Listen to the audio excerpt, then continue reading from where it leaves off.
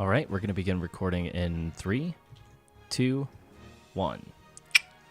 Good evening, Brawlhalla fans. It's Raidhyn, and I'm here today to give you the patch notes for beta version 1.8.0. There is some really exciting stuff this patch, and I'm going to be reading the patch notes for you aloud over some gameplay of Misfit and I going head-to-head using the new character, Taros the Minotaur, and Queen Nai, who has also received her special signature move update this patch. There is a slew of things that came in with this patch, and I'm really excited about it. But unlike previous videos, instead of giving you first impressions, what I'm going to be doing is just straight reading the patch notes, and I'll be doing another Brawlhalla breakdown video next week after I've had some more time to play with this patch and decide what the character tiers are and kind of how this patch has affected the game balance. So for now, I'm just going to go ahead and read through the patch notes verbatim while you enjoy some wonderful, wonderful gameplay. All right, so first off, we have a new weapon and a new legend. The axe has been added.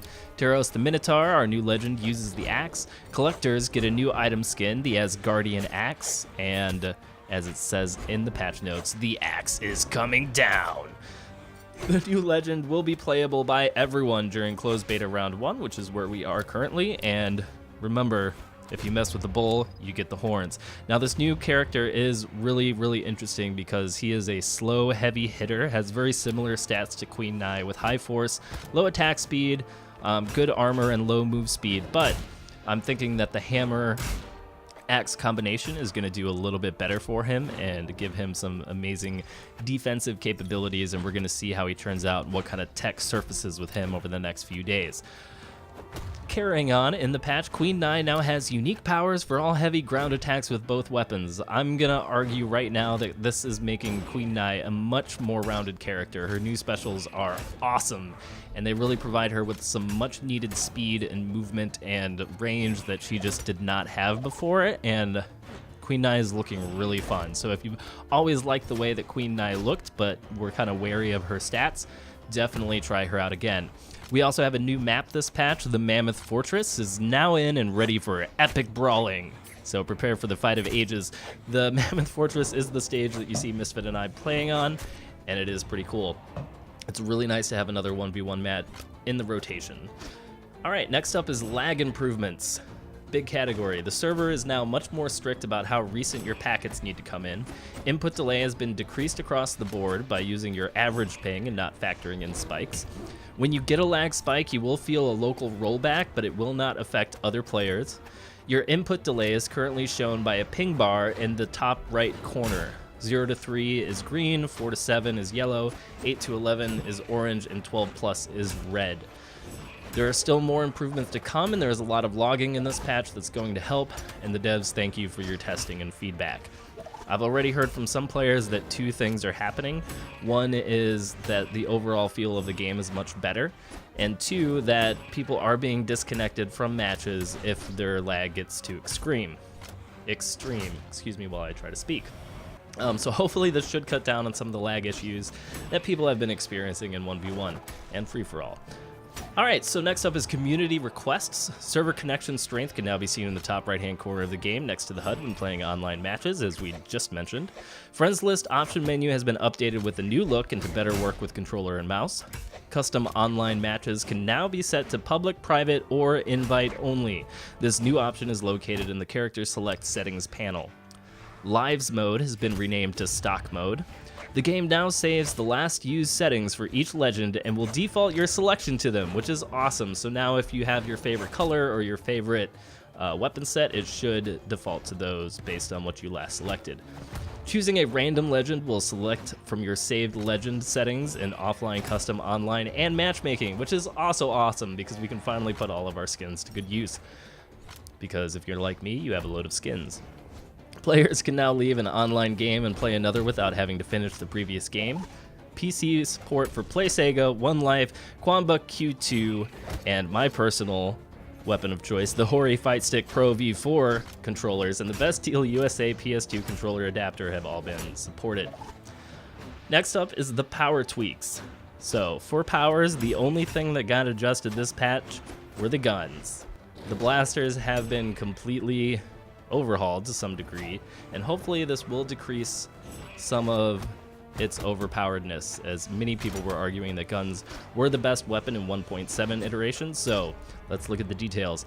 Blaster's air side, or air tilt as some of us call it, the decreased hitbox size and increased hit window per shot, increased cooldown time, so you should no longer be able to chain 2 air sides together one after the other when chasing people down.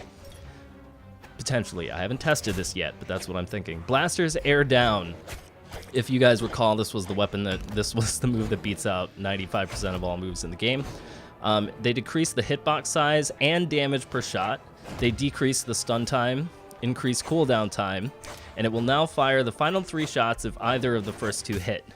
And they increased the time to hit, so it's not going to come out as quickly as it used to, and it does have lower damage.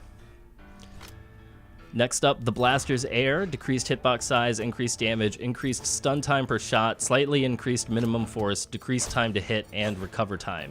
So it sounds like the Blaster's air neutral, which is the 2 shots that shoot directly above you, actually got slightly tweaked. I don't know if I want to say nerfed or buffed, but tweaked. Blaster's side quick on the ground, they decreased the hitbox size and greatly decreased recover time, decreased force but increased the minimum amount of force, and added a long cooldown time. Blaster's down, they decreased the damage per shot. That's good, finally, because that used to do like 50 points of damage. And Blaster's quick now uses a much shorter animation on hits, so people aren't as stun locked quite so long, and there is a decreased hitbox size. Alright, so Blasters, totally retooled. We'll see what kind of ramifications that has on the tier list after I've had some more time to play. Alright, gameplay is up next. Dodging will now properly go through soft platforms. Thank you, Brawlhalla gods. When you do an attack very close to the ground coming out of the air, it will now properly reset your jumps and snap you to the ground, which is fantastic because this was the cause of many random deaths. This was a bug I reported. Haha. Okay, moving on. Reduce streakiness and item pickup randomness formula, so it should feel more random as far as to what order you get items in. They've improved item spawning logic to increase variety of available gadgets. They lowered the threshold so that dodges happen sooner on controllers.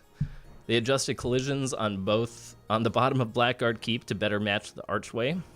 Gadgets ejected from players' hands now bounce normally instead of stopping on any surface like a freshly spawned item. Decreased respawn duration by 1 second. I like this a lot. Improvements to platform collision detection on the Enigma, and throwing item damage scales more based on the speed of the item. Generally less damage than before, with the impulse unchanged. Sound. This is a big one, actually. They've had new light, medium, and heavy impact sounds for all weapons. They remastered the existing music, and they added 4 new music tracks and match them to their appropriate levels. So I haven't heard all of the new music yet, but from what I have heard from other people who have been playing all day, they say that it's awesome. Alright, next up is the UI. They fixed a color conflict resolution in the character select screen for custom online games when a player and their guests have highlighted the same character, but neither have selected it yet. The character selection screen header for custom online type games now displays as a custom game room alongside the room number and a privacy icon for games that are private or locked. The back button in the store now mimics the back button in the character select. Purchase prompt and feedback text no longer extends over the header shape when viewing and purchasing items in the store. Chat box now correctly pins itself to the bottom right hand corner of the screen. Version number now correctly pins itself to the bottom left hand corner of the screen. The leave button now correctly pins to the upper right hand corner of the scoreboard screen after a match. Back button in single player tournament mode now pins correctly to the upper left hand corner of the screen and has been changed to resemble the back button in the character select. All overlay screens will correctly darken the entire size of the window. When a controller is disconnected during the character select screen, that player will automatically back out instead of remaining in the game and being impossible to remove. Privacy settings have been added to custom groups. The lobby list is now visible in the character select as well as the post-match screen. Next up, some performance tweaks. They added logging to detect what could be causing slow ticks and server-based lag for everyone. Reworked Steam API calls to hopefully improve performance and fix high CPU usage for some users, and they updated Steam DLLs to latest version, which might fix some issues users are having with CPU usage with CPU stuffs. Alright, and last up is bug fixes. They fixed a big old variety of bugs. Looks like there's about 12 here. Let's go ahead and read through these. They fixed a bug that prevented the camera from correctly panning to show newly spawned items in online modes. Fixed a rare condition where matchmaking games could get started with less than desired number of players if a player leaves the queue right when the matchmaker decides to start the game. They fixed a color swap issue with Hattori's default spear. They fixed a color swap issue with spears in some animations, such as spear air neutral. Fixed a bug in which games you never make it to still counted as a loss. They fixed a bug where the in-game rank didn't match with the website rankings. They fixed a bug where the player list would disappear in the spectate screen. Fixed a bug where sometimes the pause menu will show up when pressing light attack on character select. They fixed a bug where blasters quick could sometimes start on the wrong side. Fixed a bug where a friend would be in-game and not properly announce it to their friends. Fixed a bug causing several frames to appear black when transitioning from single-player tournament gameplay back to the tournament bracket screen. They fixed a minor bug where the level select and character select would be visible for 1 frame after the match preview opens in custom online games. That attention to detail. It's beautiful. Overlay windows will now correctly gray out the entire screen. The exit button inside the training menu and the exit button in the pause screen while in training mode will now both correctly take the user back to the character selection screen. Fixed a bug where the delay before a freshly spawned item could be picked up was causing weapons delivered by Valkyries to be harder to pick up. Another one that I submitted. Fixed PC support for PDP Afterglow for PS3. Fixed a bug where players would clip through the moving platforms on the Enigma if they were sliding on the top platform while it slid into the bottom platform during the second transition. So all those hilarious moments of characters getting stuck in Enigma should no longer happen. And they fixed PC report for the Wii U GCN adapter. Only supports the first port. So, as you can see, a plethora of new fixes, new characters, new maps, new music, adjustments to what was largely considered the most overpowered weapon in the game, and just a whole lot of fun. I'm really excited to be playing Brawlhalla this weekend and to be able to learn the ins and outs of Queen Nai's new signatures in addition to the Minotaur's axe. And I plan to be playing the crap out of him for at least the next week or so while I get my bearings around this new character. So I'm really excited for this. If you guys want to see some Brawlhalla gameplay, I am going to be streaming tonight on Friday, April 10th at like 8:30 Central Time. And 8:30 Central is the time that I stream on all the nights that I stream, which these days is about Monday, Wednesday, Friday. So if you want to hop in to check out some gameplay or get in some matches, do feel free to swing by my Twitch stream at twitch.com or twitch.tv/Raidhyn. For now, I hope you guys have a lot of fun on this new patch. I'm really excited about it. And thank you very much for watching. I will see you next time.